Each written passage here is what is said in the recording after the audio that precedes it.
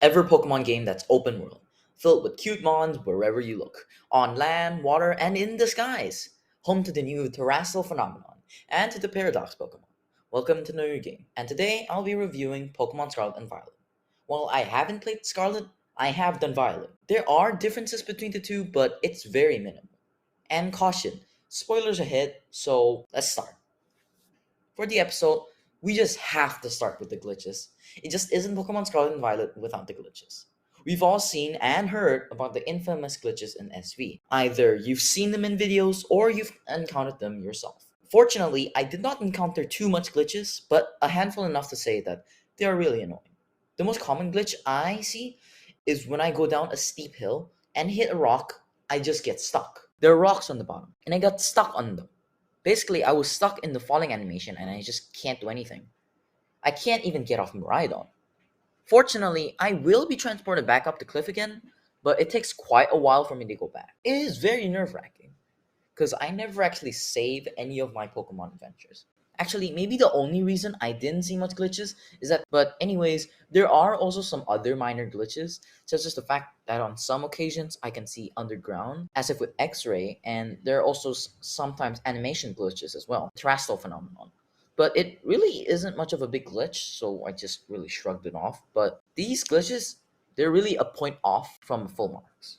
SV is pretty unique in terms of plot because it's really open world, just like Bot W.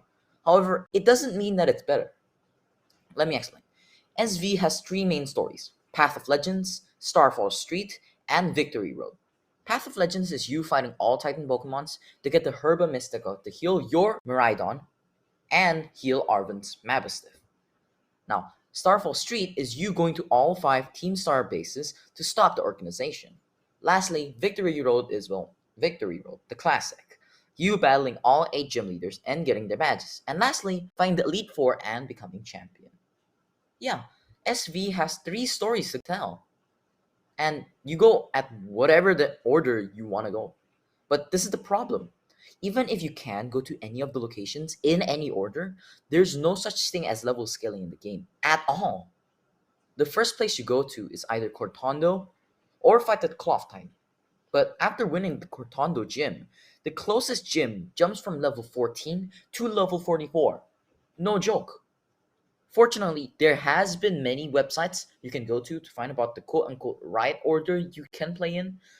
I personally would not be able to complete the game without it. But the thing is, even with it, the place where you gotta go to is just insane. At one point of the game, you have to start from the southeast corner of the map and go straight to the most north of the map. And yeah, this actually did happen a lot. And this can happen many times. You have to go back and forth a lot of times. Like the one I'm talking before, from the southeast corner of the map and straight to the most north of the map. I'm talking about the journey from Alfornada, the Psychic Gym, to Glacedo Mountain for the Ice Gym. And it's really insane. It's really annoying as well. Short answer, I hate what you have to go through from gym to gym, base to base, and time to time. I mean, at least we don't just focus on one story and finish that one and only to start another. But everything can happen at once. So that's good. So you can go fight a Team Star base after finding a Titan. But like I said, it is pretty annoying. I had to open up my laptop every time I play SV because the order is just really random. If you do want to start playing SV, you should really try and find a website to get the correct order because really, without it, it's going to be really hard for you. And another thing I hate is that, well, you can't catch Pokemon without engaging in a battle. While you can stun them, hit them in the back with a Pokeball, it isn't really like PLA. I really love PLA because you can just catch Pokemon even without engaging in a battle. And that is just really, really convenient. And it saves quite a lot of time. But in SV, they removed it. And that's, to me, that is one of the worst decisions Game Freak's ever done. Because really, it's one of the best things Game Freak ever added to Pokemon series. The fact that in the past it was much more convenient when catching Pokemon compared to what they do in the present is just it's really just proof that humanity regressed. Anyways, let's not forget about the technical issues of SV. While this is basically talking about the glitches again, I don't think what I said before was even enough. This Pokemon game is a massive jump. Game Freak never really made any Pokemon games more original. They really have trouble innovating. A lot has the same story to the point where you can really just guess how every game is going to end. But these past years, Game Freak really stepped up their game and finally trying to make Pokemon games better. They actually innovated for once. From Pokemon Let's Go, they started adding Pokemons that isn't in bushes and you can just see them in the overworld. And then PLA, one of the really best things I've ever seen in the Pokemon series. And then finally, SV. SV is actually the first ever open world Pokemon game, and that's really a big jump. But the thing is, while it is all fun and games, the Nintendo Switch might not be able to handle something like SV. And considering how much things you can clip through, and the textures are really just copy and paste, you just can't deny it. I think this is actually worse than its predecessor. This game is not better. Yes, sure, it might be better at some places, but it's not better than its predecessor. Specifically, PLA, Pokemon Legends Arceus. Pokemon Legends Arceus is a Pokemon game done perfectly. There is really nothing I can comment about it. It's one of the best games, really. PLA isn't open world, but it is basically. PLA is open zone, and I really got no problem with it. But SV could have done better. There is really no need to look further. PLA is just amazing. The textures are good, sculpted, and easy on the eye, unlike SV. Have you seen the textures on SV? Like I said before, it's all copy and paste. They just took one tile and they copy and pasted the whole map. And to me, that's just stitched up work there. That isn't a polished game. If Game Freak were to make SV better, they really should look for PLA for help. Because genuinely, it is really one of the best Pokemon games I've ever played in my whole life. Anyways, SV isn't just about these bad things. I just really kind of want to point out the bad things first. But there are some things that I like. I do love the characters and the story they tell.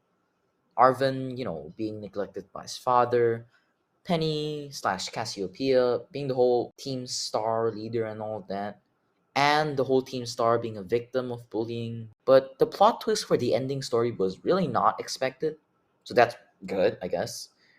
That's how plot is supposed to be. So basically, Arvin's dad is dead, and the reason he's never able to see him was because he died years ago. I really didn't expect the Pokemon game to turn so dark all of a sudden.